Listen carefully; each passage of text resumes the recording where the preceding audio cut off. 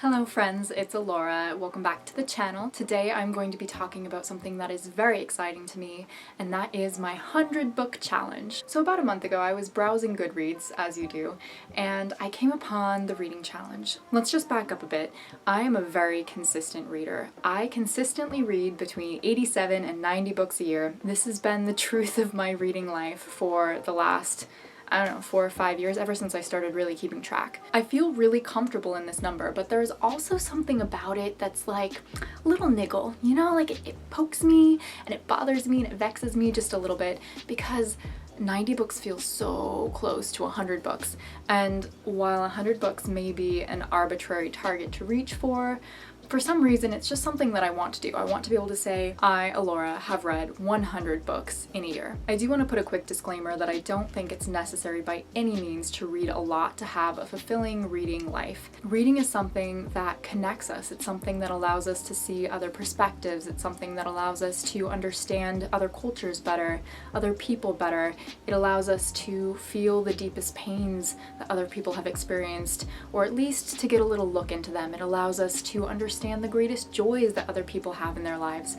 And I don't think it's necessary to read a lot to still get this sense of human connection. So whether you read 1 book a year or 100 books a year doesn't really matter in that regard. Just wanted to put that out there. Anyhow, I was on Goodreads and I just was a little bit curious, so I clicked on my reading challenge and it said that I was 7 books ahead of schedule. I was like, ooh, maybe, I wonder if, and so I changed the goal to 100 books. So normally I set my goal at 80 books so that, you know, my goal is here, and I usually end up about here, so I can feel satisfied by about the beginning of December. I can feel like, okay, smooth sailing from here, I hit my goal, and then still surpass it.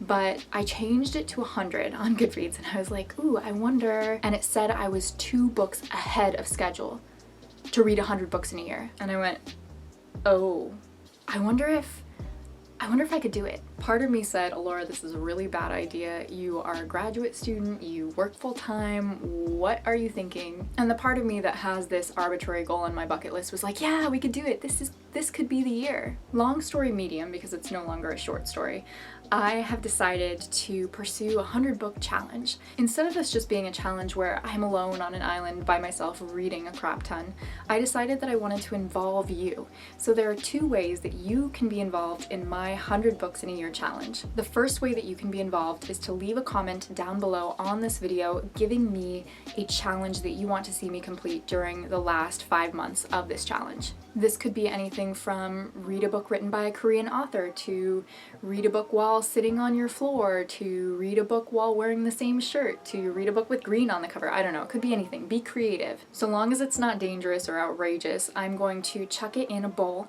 and then at the beginning of every month when I'm filming my monthly TBR, I'll just swirl it around, I'll pick one out, and then I'll have to find a book that correlates to that challenge, or I'll have to complete that challenge over the course of the month. I'm really excited to see what you come up with. The second way that you can be involved is to head on over to my Instagram, which is @girl_becoming. At the end of each month, I will post an Instagram story where I'll have one of those things where you can choose an option, and I'll give you 2 options of a book. These 2 books will both be from my backlog TBR, so like the ginormous pile of books that I purchased years ago or received years ago and haven't gotten to yet. These are books that I may not be as interested in right now. They may not really seem to suit me, and so I probably wouldn't have picked them up on my own. For instance, I might give you the option between Ghost Flower and Selection Stories, or between Blade of Fire and A Man Without Words. Anyhow, whichever book gets the most vote will be a book that I will have to add in to my TBR for the month and will be featured in my TBR video. Guys, I am beyond excited for this challenge. Wish me luck. I don't want to take it too seriously. It's not something that I want to lose sleep over, but I definitely want to give it a good go. I feel like this could be the year that I finally read 100 books. Right now, as of filming, it is August 4th. I've read 60 books. I am 2 books ahead of schedule, so I'm like hanging on by my fingertips, but I think I might be able to do it. If you do the calculation and figure out like how many books I have to read a month, keep it to yourself because I don't want to freak out. But I do feel pretty confident. I read 12 books in July. You can head on over and watch my July wrap up. It was a really good reading month. I read, I think, 11 books in May. That was also a really good reading month, so I feel like I'm on a little bit of a roll. I feel like it might be doable. Alright friends, remember there are 2 ways that you can participate. Comment down below with one of the challenges that you want to see me complete, and head on over to my Instagram to vote on books that I'll read for the month. Thank you so much for watching this video, and until next time, sending you love.